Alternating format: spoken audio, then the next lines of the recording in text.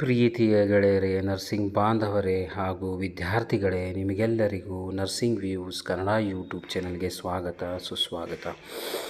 ಇವತ್ತು ಒಂದು ವಿಶೇಷವಾದಂಥ ವಿಡಿಯೋ. ನಾನು ವಿದ್ಯಾರ್ಥಿಗಳಿಗೆ, ಆಮೇಲೆ ಗ್ರ್ಯಾಜುಯೇಷನ್ ಮುಗಿಸಿದವರಿಗೆ ಅಥವಾ ಗ್ರ್ಯಾಜುಯೇಷನ್ಗೋಸ್ಕರ ಅಪ್ಲೈ ಮಾಡುವವರಿಗೆ ನಾನು ಈ ಒಂದು ವಿಡಿಯೋ ಮಾಡ್ತಾಯಿದ್ದೀನಿ ಸ್ನೇಹಿತರೆ. ದಯವಿಟ್ಟು ಗಮನವಿಟ್ಟು ಇದನ್ನು ಅರ್ಥ ಮಾಡಿಕೊಂಡು ಮುಂದೆ ಯಾವ ರೀತಿ ನಾವು ಎದರಲ್ಲಿ ನಾವು ಅಡ್ಮಿಷನ್ ತೊಗೋಬೇಕು, ಏನು ಮಾಡಬೇಕು ಎನ್ನುವುದರ ಬಗ್ಗೆ ಕರ್ನಾಟಕ ಸರ್ಕಾರದ ಕರ್ನಾಟಕ ಪರೀಕ್ಷಾ ಪ್ರಾಧಿಕಾರ ಅಂದರೆ KEA ಕರ್ನಾಟಕ ಎಕ್ಸಾಮಿನೇಷನ್ ಅಥಾರಿಟಿಯಿಂದ CET ದಿಕ್ಸೂಚಿ 2025 ಸಾಮಾನ್ಯ ಪ್ರವೇಶ ಪರೀಕ್ಷೆಗೋಸ್ಕರ ಸಮಗ್ರ ಪಾರದರ್ಶಕತೆಯ ಮೂಲಕ ವಿಶ್ವಾಸದ ಒಂದು PDF ಅನ್ನು ರಿಲೀಸ್ ಆಗಿದೆ ಸ್ನೇಹಿತರೆ. ಸೊ ಬನ್ನಿ ನೋಡೋಣ ಇದರಲ್ಲಿ ಏನೆಲ್ಲ ಡೀಟೇಲ್ಸ್ಗಳಿದ್ದಾವೆ, ಏನು ನಾವು ಮುಂದೆ ಮಾಡಬೇಕು, ಯಾವ ರೀತಿ ಅಪ್ಲೈ ಮಾಡಬೇಕು, ಯಾರು ಎಲಿಜಿಬಲ್ ಇದ್ದಾರೆ ಅನ್ನುವುದರ ಬಗ್ಗೆ ಇಲ್ಲಿ ಸವಿಸ್ತಾರವಾಗಿ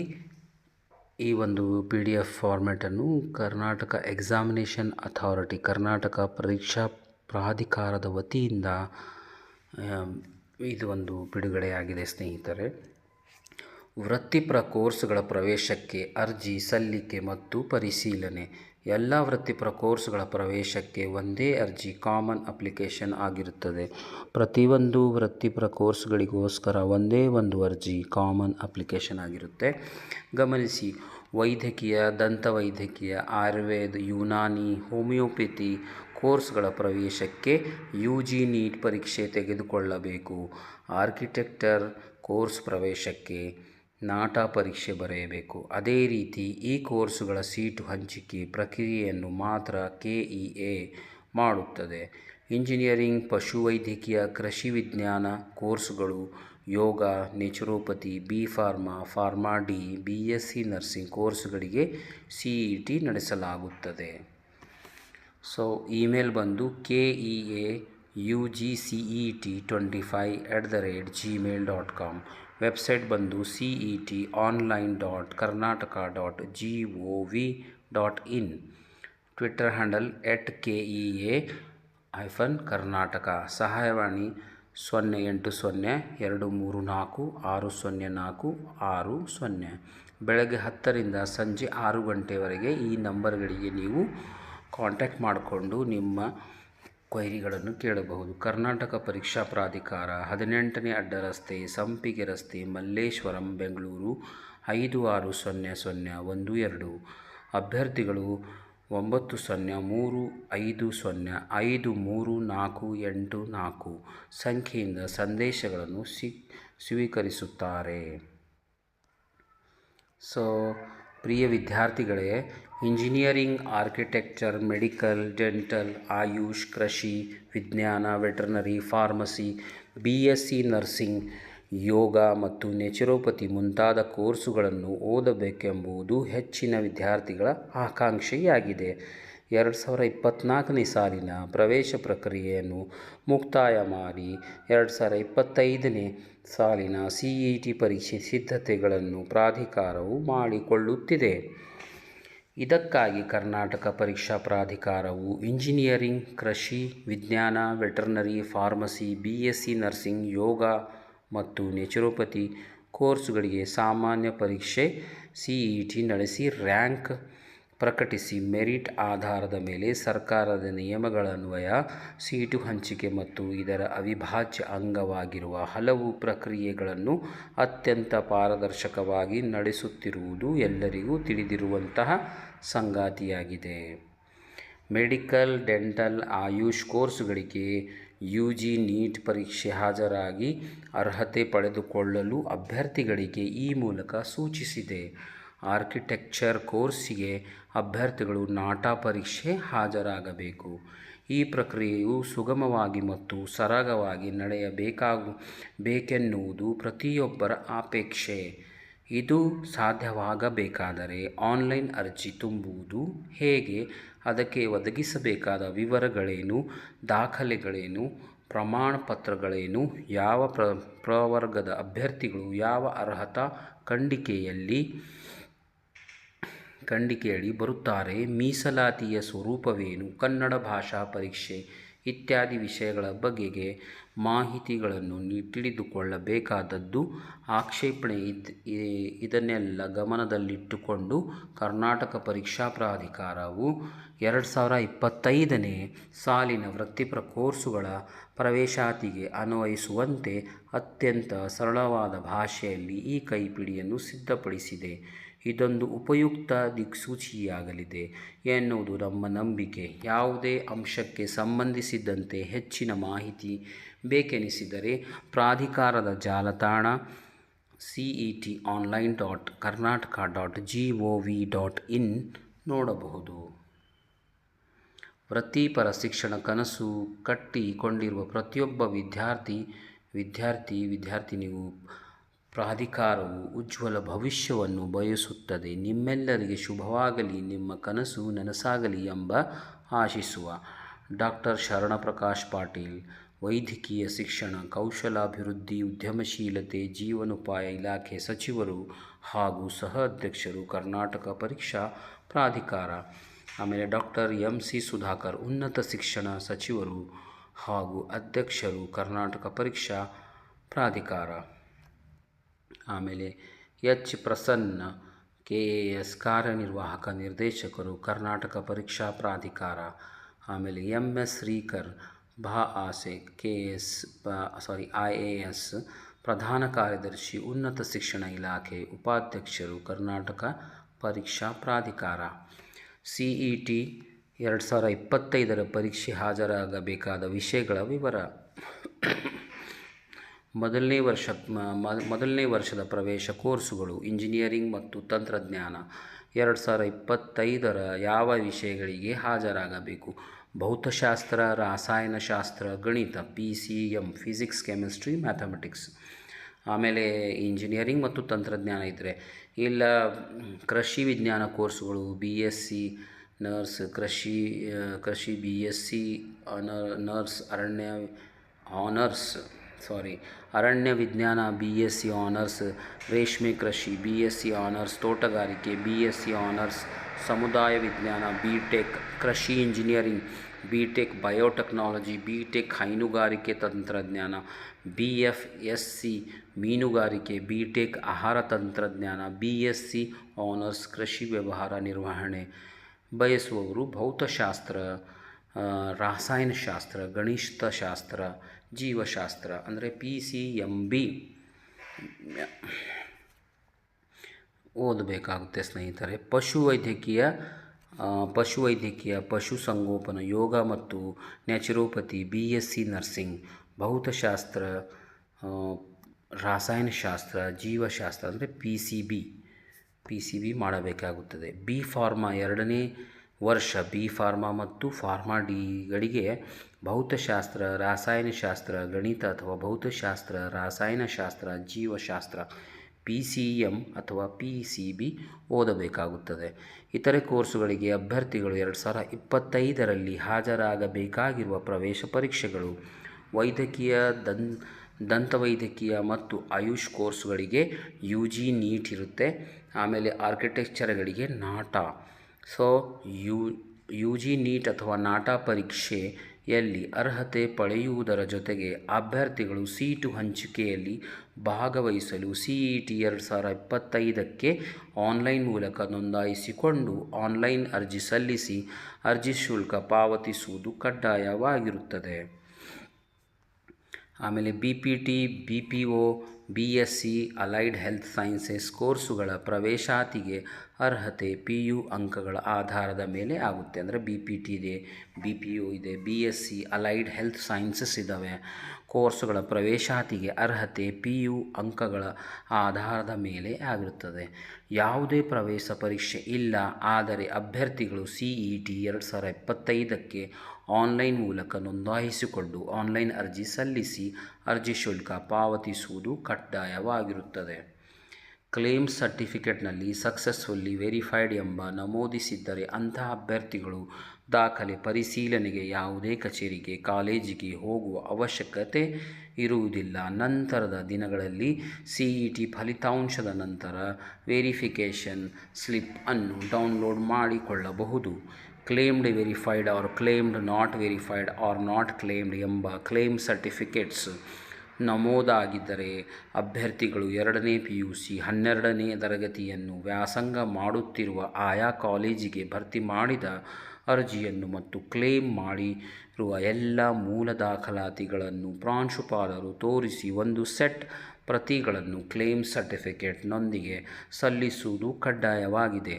ಕಾಲೇಜಿನವರು ಕ್ಲೇಮ್ಸ್ ಸರ್ಟಿಫಿಕೇಟ್ನೊಂದಿಗೆ ಪರಿಶೀಲನೆ ಮಾಡಿದ ನಂತರ ಅಭ್ಯರ್ಥಿಯ ವಿವರಗಳನ್ನು ಅನುಮೋದಿಸಿರುತ್ತಾರೆ. ಒಂದು ವೇಳೆ ಅಭ್ಯರ್ಥಿಯು ಕರ್ನಾಟಕದಲ್ಲಿ 10 ವರ್ಷಗಳ ಕಾಲ ಕನ್ನಡ ಮಾಧ್ಯಮದಲ್ಲಿ ಓದಿರುವ ವ್ಯಾಸಂಗದ ಮೀಸಲಾತಿ ಅಥವಾ 10 ವರ್ಷಗಳ ಗ್ರಾಮೀಣ ಪ್ರದೇಶಗಳಲ್ಲಿ ಓದಿರುವ ಕುರಿತು ಮೀಸಲಾತಿ ಅಥವಾ 10 ವರ್ಷಗಳು ಓದಿ ಭಾಷಾ ಅಲ್ಪಸಂಖ್ಯಾತ ಮೀಸಲಾತಿ ಅಥವಾ 10 ವರ್ಷಗಳ ಓದಿ ಧಾರ್ಮಿಕ ಅಲ್ಪಸಂಖ್ಯಾತದ ಮೀಸಲಾತಿ ಕ್ಲೇಮ್ ಮಾಡಿದ್ದಲ್ಲಿ ಅಂತಹ ಅಭ್ಯರ್ಥಿಗಳು ಆಯಾ ಕಾಲೇಜಿನಲ್ಲಿಯೇ ಕಡ್ಡಾಯವಾಗಿ ಅಗತ್ಯವಿರುವ ಮೂಲ ಪ್ರಮಾಣ ಪತ್ರಗಳನ್ನು ತೋರಿಸಿ ಪರಿಶೀಲಿಸಿಕೊಳ್ಳಲು ಸೂಚಿಸಲಾಗಿದೆ. ವಿಶೇಷ ಕ್ಯಾಟಗರಿಗಳಾದ NCC ಕ್ರೀಡೆ ಸೈನಿಕ್, ಮಾಜಿ ಸೈನಿಕ್, CAPF, ಮಾಜಿ CAPF, scout and guides, Anglo Indians ಕೋಟಾದ ಅಡಿಯಲ್ಲಿ ಮೀಸಲಾತಿ ಬಯಸುವ ಅಭ್ಯರ್ಥಿಗಳಿಗೆ ಸಂಬಂಧಿಸಿದ ಪ್ರಮಾಣ ಪತ್ರಗಳನ್ನು KEAನಲ್ಲಿ ಖುದ್ದಾಗಿ ಸಲ್ಲಿಸಲು ಪ್ರತ್ಯೇಕವಾಗಿ CET ಪರೀಕ್ಷೆ ನಂತರ ದಿನಾಂಕಗಳನ್ನು ನೀಡಲಾಗುವುದು.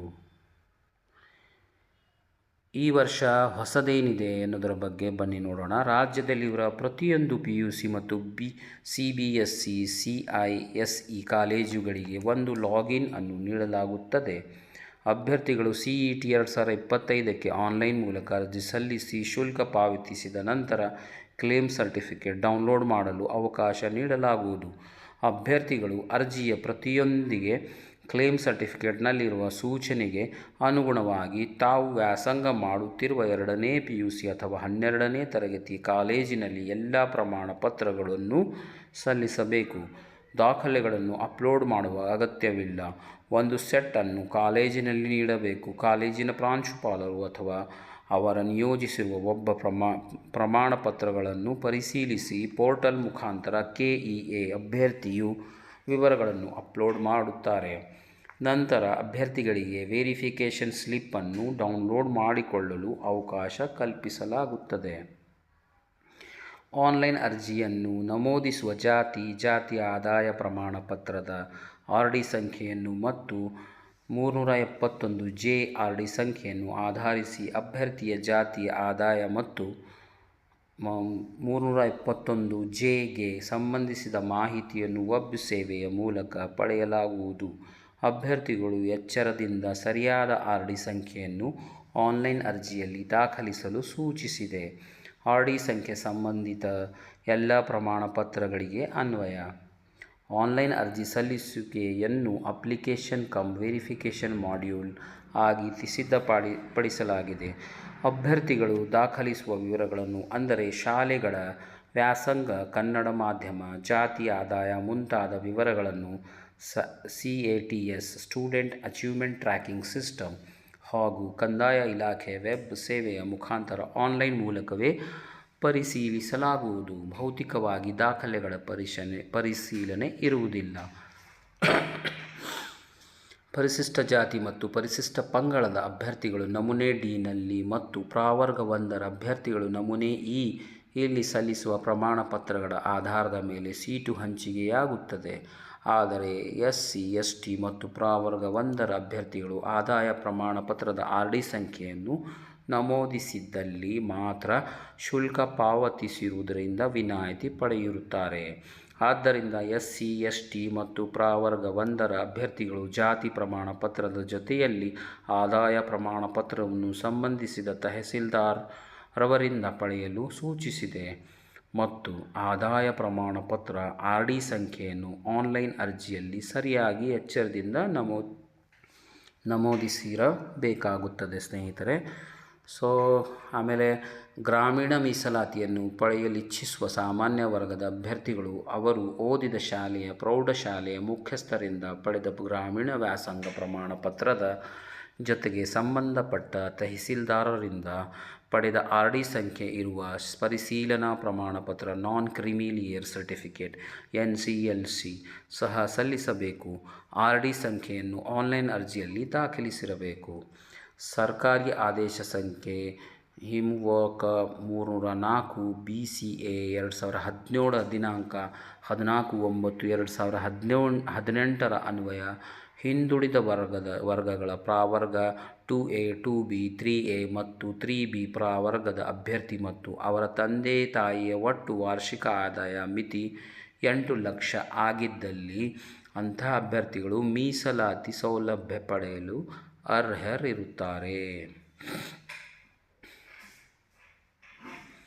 ಆನ್ಲೈನ್ ಅರ್ಜಿ ಸಲ್ಲಿಸುವಾಗ ಅಭ್ಯರ್ಥಿಗಳು ತಮ್ಮದೇ ಮೊಬೈಲ್ ಫೋನ್ ನಂಬರ್ ಮತ್ತು ಇಮೇಲ್ ಕೊಡಬೇಕು. ಏಕೆಂದರೆ CETಗೆ ಸಂಬಂಧಿಸಿದ ಮಾಹಿತಿಯನ್ನು ಕರ್ನಾಟಕ ಪರೀಕ್ಷಾ ಪ್ರಾಧಿಕಾರವು ಆಗಿಂದಾಗೆ SMS ಇಮೇಲ್ ಮೂಲಕ ರವಾನಿಸಿರುತ್ತದೆ. ಯಾವುದೇ ಕಾರಣಕ್ಕೂ ಈ ಮಾಹಿತಿಯನ್ನು ಅಭ್ಯರ್ಥಿಗಳು ಮೂರನೇ ವ್ಯಕ್ತಿಗೆ ನೀಡಿರಬಾರದು. CETಗೆ ಸಂಬಂಧಿಸಿದ ವಿಚಾರಗಳಲ್ಲಿ ಅಭ್ಯರ್ಥಿಗಳಾಗಲಿ ಪೋಷಕರಾಗಲಿ ಯಾವುದೇ ಮಧ್ಯವರ್ತಿಗಳು ನಂಬಿ ಮೋಸ ಹೋಗಬಾರದು. ಏಕೆಂದರೆ ಸೀಟು ಹಂಚಿಕೆ ಸರ್ಕಾರದ ಒದಗಿಸುವ ಸೀಟು ಮ್ಯಾಟ್ರಿಕ್ಸ್ ಆಧರಿಸಿ ಮೆರಿಟ್ ಮೇಲೆ ಮಾತ್ರವೇ ನಡೆಯುತ್ತದೆ ಎನ್ನುವುದು ನಿಮಗೆ ತಿಳಿದಿರಲಿ. ವೈದ್ಯಕೀಯ ದಂತವೈದ್ಯಕೀಯ ಕೋರ್ಸುಗಳ ಪ್ರವೇಶ. ಆಮೇಲೆ ಅರ್ಜಿ ಸಲ್ಲಿಸಿದ ನಂತರ ನೀವು ವ್ಯಾಸಂಗ ಮಾಡುತ್ತಿರುವ ಕಾಲೇಜಿನಲ್ಲಿ ಸಲ್ಲಿಸಲು ಸಿದ್ಧಪಡಿಸಿದ ಇಟ್ಟುಕೊಳ್ಳಬೇಕಾದ ದಾಖಲೆಗಳ ವಿವರ.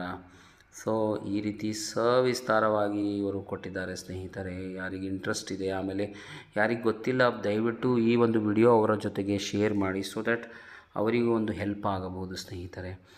ವೈದ್ಯಕೀಯ ಮತ್ತು ದಂತವೈದ್ಯಕೀಯ ಕೋರ್ಸುಗಳ ಪ್ರವೇಶಕ್ಕೋಸ್ಕರ ವೈದ್ಯಕೀಯ, ದಂತವೈದ್ಯಕೀಯ ಮತ್ತು ಆಯುಷ್ ಕೋರ್ಸುಗಳ ಪ್ರವೇಶಕ್ಕಾಗಿ UG NEET 2025ರಲ್ಲಿ ಅರ್ಹತೆ ಪಡೆಯುವ ಅಭ್ಯರ್ಥಿಗಳಿಗೆ ಅವರುಗಳ ಇಂಜಿನಿಯರಿಂಗ್ ಇತ್ಯಾದಿ ಕೋರ್ಸುಗಳಿಗೆ ಸಲ್ಲಿಸುವ ದಾಖಲೆಗಳನ್ನು ವೈದ್ಯಕೀಯ ಮತ್ತು ದಂತವೈದ್ಯಕೀಯ ಮತ್ತು ಆಯುಷ್ ಕೋರ್ಸುಗಳ ಪ್ರವೇಶಕ್ಕೂ ಸಹ ಪರಿಗಣಿಸಲಾಗುವುದು.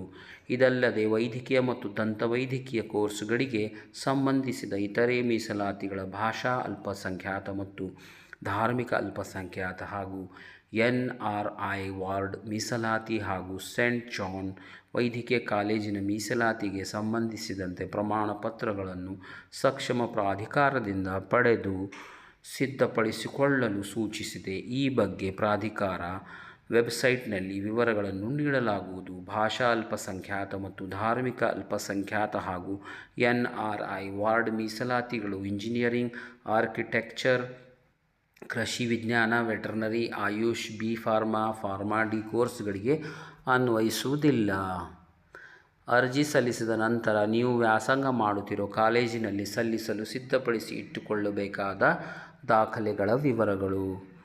CET 2025ಕ್ಕೆ ಭರ್ತಿ ಮಾಡಿ ಅಂತಿಮವಾಗಿ ಸಲ್ಲಿಸಿರುವ ಪ್ರತಿ, ಡೌನ್ಲೋಡ್ ಮಾಡಿಕೊಳ್ಳುವ ಕ್ಲೇಮ್ ಸರ್ಟಿಫಿಕೇಟ್, SSLC 10ನೇ ತರಗತಿ ಅಂಕಪಟ್ಟಿ, ವರ್ಷದ ವ್ಯಾಸಂಗ ಪ್ರಮಾಣಪತ್ರ, 1ರಿಂದ 12 ತರಗತಿಯವರೆಗೆ ಒಟ್ಟು 7 ವರ್ಷದ ವ್ಯಾಸಂಗ ಪ್ರಮಾಣಪತ್ರ, ಸಂಬಂಧಪಟ್ಟ ಕ್ಷೇತ್ರ ಶಿಕ್ಷಣಾಧಿಕಾರಿ, ಸಾರ್ವಜನಿಕ ಶಿಕ್ಷಣ ಉಪನಿರ್ದೇಶಕರು ಮೇಲು ರುಜು ಸಹಿ ಹೊಂದಿರುವ SSLC ಅಥವಾ PUC ಒಳಗೊಂಡಂತೆ ವರ್ಷದ ವ್ಯಾಸಂಗ ಪ್ರಮಾಣಪತ್ರದಲ್ಲಿ CBSE ICSE ಅಭ್ಯರ್ಥಿಗಳಿಗೆ ಮೇಲುರುಜು ಅಗತ್ಯತೆ ಇರುವುದಿಲ್ಲ. ನಿಮಗೆ ಅನ್ವಯವಾಗುವಂತಿದ್ದರೆ ಮಾತ್ರ ಈ ಕೆಳಗಿನ ದಾಖಲೆಗಳನ್ನು ಸಿದ್ಧಪಡಿಸಿಕೊಳ್ಳಿ. ಸೂಪರ್ ನ್ಯೂಮರಿ ಕೋಟಾ ಅಂದರೆ SC ST ಪ್ರವರ್ಗ 1 ಮತ್ತು ಸಾಮಾನ್ಯ ವರ್ಗದವರು ಪ್ರತ್ಯೇಕವಾಗಿ RD ಸಂಖ್ಯೆ ಇರುವ ಅಭ್ಯರ್ಥಿಯ ಹೆಸರಿನಲ್ಲಿ ಪಡೆದಿರುವ ಆದಾಯ ಪ್ರಮಾಣಪತ್ರ ಸಿದ್ಧಪಡಿಸಿಕೊಳ್ಳಬೇಕು ಮತ್ತು ಆನ್ಲೈನ್ ಅರ್ಜಿಯಲ್ಲಿ RD ಸಂಖ್ಯೆ ನಮೂದಿಸಬೇಕು. ಸಂಖ್ಯಾಧಿಕ ಕೋಟಾಗೆ ಅರ್ಹತೆ ಪಡೆಯಲು ಅರ್ಹರು ಯಾರು? 2A 2B 3A 3B ಅಭ್ಯರ್ಥಿಗಳು ಅವರು ಜಾತಿ ಪ್ರಮಾಣ ಪತ್ರದೊಂದಿಗೆ ಸಲ್ಲಿಸುವ ಆದಾಯ ಪ್ರಮಾಣ ಪತ್ರ ಸಂಖ್ಯಾಧಿಕ ಕೋಟಾ ಸೀಟುಗಳಿಗೆ ಪರಿಗಣಿಸಲಾಗುವುದು. Please note, economically weaker section certificate or Arya Vaishya income certificate will not be considered as income certificate to claim SNQ seats. Kannada ಮಾಧ್ಯಮ ವ್ಯಾಸಂಗ ಪ್ರಮಾಣಪತ್ರ 1ರಿಂದ 10ನೇ ತರಗತಿ 10 ಪೂರ್ಣಾವಧಿಯ ಶೈಕ್ಷಣಿಕ ವರ್ಷಗಳ ಕಾಲ ಕರ್ನಾಟಕದಲ್ಲಿ ಅಥವಾ ಕರ್ನಾಟಕದ ರಾಜ್ಯದ ಹೊರಗಡೆ ಕನ್ನಡ ಮಾಧ್ಯಮ ವ್ಯಾಸಂಗ ಮಾಡಿರುವ ವಿದ್ಯಾರ್ಥಿಗಳು ಕ್ಷೇತ್ರ ಶಿಕ್ಷಣಾಧಿಕಾರಿಗಳು ಮೇಲೆ ರುಜು ಮಾಡಿರುವ ಕನ್ನಡ ಮಾಧ್ಯಮ ಪ್ರಮಾಣಪತ್ರ ಸಿದ್ಧಪಡಿಸಿಕೊಳ್ಳಬೇಕು. ಗ್ರಾಮೀಣ ವ್ಯಾಸಂಗ ಪ್ರಮಾಣಪತ್ರ ಅದೇ ರೀತಿ, ಆಮೇಲೆ ಜಾತಿ ಪ್ರಮಾಣಪತ್ರ ಪರಿಶಿಷ್ಟ ಜಾತಿ ಮತ್ತು ಪರಿಶಿಷ್ಟ ಪಂಗಡಗಳ ಅಭ್ಯರ್ಥಿಗಳಿಗೆ. ಆಮೇಲೆ ಮುಖ್ಯವಾದದ್ದು ಏನು ಅಂತಂದರೆ ಆರ್ಟಿಕಲ್ 371J ಹೈದರಾಬಾದ್ ಕರ್ನಾಟಕ ಪ್ರದೇಶ ಮೀಸಲಾತಿ. ಹೈದರಾಬಾದ್ ಕರ್ನಾಟಕ ಪ್ರದೇಶ ಮೀಸಲಾತಿ ಅನುಚ್ಛೇದ 371J ಯನ್ನು ಕೋರುವ ಅಭ್ಯರ್ಥಿಗಳು ಸಂಬಂಧಪಟ್ಟ ಉಪವಿಭಾಗಾಧಿಕಾರಿ ಅಸಿಸ್ಟೆಂಟ್ ಕಮಿಷನರ್ ಅವರು ಆಡಿ ಸಂಖ್ಯೆ ಇರುವ ಅನುಬಂಧ ಅರ್ಹತಾ ಪ್ರಮಾಣಪತ್ರ ನಿಯಮ 3/3 ನೀಡಿರುವ ಪ್ರಮಾಣಪತ್ರಗಳು. ಇದು ಯಾರಿಗೆ ಅನ್ವಯವಾಗುತ್ತದೆ ಅಂತಂದರೆ ಬೀದರ್, ಕಲಬುರಗಿ, ಯಾದಗಿರಿ, ರಾಯಚೂರು, ಕೊಪ್ಪಳ, ಬಳ್ಳಾರಿ, ವಿಜಯನಗರ ಈ 7 ಜಿಲ್ಲೆಗಳಿಗೆ ಈ ಒಂದು ಹೈದರಾಬಾದ್ ಕರ್ನಾಟಕ ಸರ್ಟಿಫಿಕೇಟ್ ಅನ್ವಯವಾಗುತ್ತದೆ. ಜಾತಿ ಆದಾಯ ಪ್ರಮಾಣಪತ್ರ 371J ಹೈದರಾಬಾದ್ ಕರ್ನಾಟಕ ಅನುಬಂಧ ಅನ್ನು ಅಭ್ಯರ್ಥಿ ಹೆಸರಿನಲ್ಲೇ ಪಡೆದಿರಬೇಕು. ವಿಶೇಷ ಪ್ರವರ್ಗಗಳ ಪ್ರಮಾಣಪತ್ರಗಳು NCC ಮತ್ತು ಕ್ರೀಡಾ ಕೋಟಾ, ಕೃಷಿಕರ ಕೋಟಾ, ವಿಶೇಷ ಮೀಸಲಾತಿ, ಆಮೇಲೆ ಅರ್ಹತಾ ಖಂಡ ಕ್ಲಾಸ್ A to 0, A ಇಂದ O ವರೆಗಿನ ಸಂಕ್ಷಿಪ್ತ ವಿವರ. ಸೊ ಇಷ್ಟೆಲ್ಲ ಡೀಟೇಲ್ ಆದಂತಹ ಒಂದು KEA ವತಿಯಿಂದ ಇದನ್ನು ಈ ಒಂದು ಕೈಪಿಡಿಯನ್ನು ಬಿಡುಗಡೆ ಮಾಡಿದ್ದಾರೆ ಸ್ನೇಹಿತರೆ. ಸೊ ಇದರ ಒಂದು ಸದುಪಯೋಗ ಪಡೆದುಕೊಂಡು ಯಾವುದೇ ನಿಮಗೆ ಇದರ ಒಂದು ಇನ್ಫಾರ್ಮೇಷನ್ ಬೇಕೆನಿಸಿದರೆ ಕರ್ನಾಟಕ ಪರೀಕ್ಷಾ ಪ್ರಾಧಿಕಾರ 18ನೇ ಅಡ್ಡ ರಸ್ತೆ, ಸಂಪಿಗೆ ರಸ್ತೆ, ಮಲ್ಲೇಶ್ವರ, ಬೆಂಗಳೂರು 560012 ಸಂಪರ್ಕಿಸಬಹುದು. ಇಲ್ಲ ಅಂತಂದರೆ ಇಮೇಲ್ ಮುಖಾಂತರ keaugcet25@gmail.comಗೆ ನೀವು ಮೇಲ್ ಮಾಡಬಹುದು. ಇಲ್ಲ ಅಂತಂದರೆ ವೆಬ್ಸೈಟ್ cet.online.karnataka.gov.in ಆಮೇಲೆ /KEAಗೆ ನೀವು ಸಂಪರ್ಕಿಸಬಹುದು. ಅಥವಾ ಟ್ವಿಟ್ಟರ್ ಹ್ಯಾಂಡಲ್ ಇದೆ, ಟ್ವಿಟ್ಟರ್ ಹ್ಯಾಂಡಲ್ @KEA_ಕರ್ನಾಟಕಕ್ಕೆ ಕೂಡ ನೀವು ಮೆಸೇಜ್ ಕಳಿಸಿ ನಿಮ್ಮ ವಿವರಗಳನ್ನು ಪಡೆಯಬಹುದು. ಸಹಾಯವಾಣಿಗಳು ಕೊಟ್ಟಿದ್ದಾರೆ ಸ್ನೇಹಿತರೆ. 08023460460 ಬೆಳಗ್ಗೆ 10 ಗಂಟೆಯಿಂದ ಸಂಜೆ 6 ಗಂಟೆಯವರೆಗೆ. ಅಭ್ಯರ್ಥಿಗಳು 9035053484 ಸಂಖ್ಯೆಯಿಂದ ಸಂದೇಶಗಳನ್ನು ಸ್ವೀಕರಿಸುತ್ತಾರೆ. ಸೊ ಹೋಪ್ ಇದೊಂದು ಡೀಟೇಲ್ ಆದಂಥ ವಿಡಿಯೋ ನಿಮಗೋಸ್ಕರ ಮಾಡಿದ್ದೀನಿ ಸ್ನೇಹಿತರೆ. ದಯವಿಟ್ಟು ಯಾರು ಸ್ಟೂಡೆಂಟ್ಸ್ ಇದ್ದಾರೆ ಅವರು ಈ ಒಂದು ಇಂಜಿನಿಯರಿಂಗ್ ಸೀಟ್ಗಳಾಗಲಿ ಅಥವಾ ಪ್ಯಾರಾಮೆಡಿಕಲ್ ಸೀಟ್ಗಳಾಗಲಿ, ಡೆಂಟಲ್ ಸೀಟ್ಗಳಾಗಲಿ ಯಾವುದೇ ಒಂದು ಸೀಟನ್ನು ಪಡೆಯಬೇಕು, ಯಾವ ರೀತಿ ಪಡೆಯಬೇಕು, ಮೀಸಲಾತಿಗಳೇನು, ಯಾವ ಸರ್ಟಿಫಿಕೇಟನ್ನು ಮಾಡಬೇಕು, ಯಾರಿಗೆ ಅಥಾರಿಟಿ ಕೊಟ್ಟಿದ್ದಾರೆ ಎನ್ನುವಂಥದ್ದನ್ನು ಈ ಒಂದು ಕೈಪಿಡಿಯಲ್ಲಿ ನಮೂದಿಸಿರುವಂತೆ ನಿಮ್ಮೊಂದಿಗೆ ನಾನು ಶೇರ್ ಮಾಡಲಿಕ್ಕೆ ನಾನು ಪ್ರಯತ್ನ ಮಾಡಿದ್ದೀನಿ ಸ್ನೇಹಿತರೆ. ನನ್ನ ಈ ಒಂದು ಕಾರ್ಯ ನಿಮಗೆ ಸರಿ ಅನಿಸಿದರೆ ದಯವಿಟ್ಟು ಲೈಕ್ ಮಾಡಿ ಮತ್ತು ನಿಮ್ಮ ಫ್ರೆಂಡ್ಸ್ಗಳ ಜೊತೆಗೆ ಶೇರ್ ಮಾಡಿ, ಹೆಚ್ಚಾನೆಚ್ಚು ಶೇರ್ ಮಾಡಿ, ಸೊ ದ್ಯಾಟ್ ಅವರಿಗೆ ಕೂಡ ಇದು ಹೆಲ್ಪ್ ಆಗಬಹುದು. Thank you for watching nursing views Kannada YouTube channel. Do like, share and subscribe.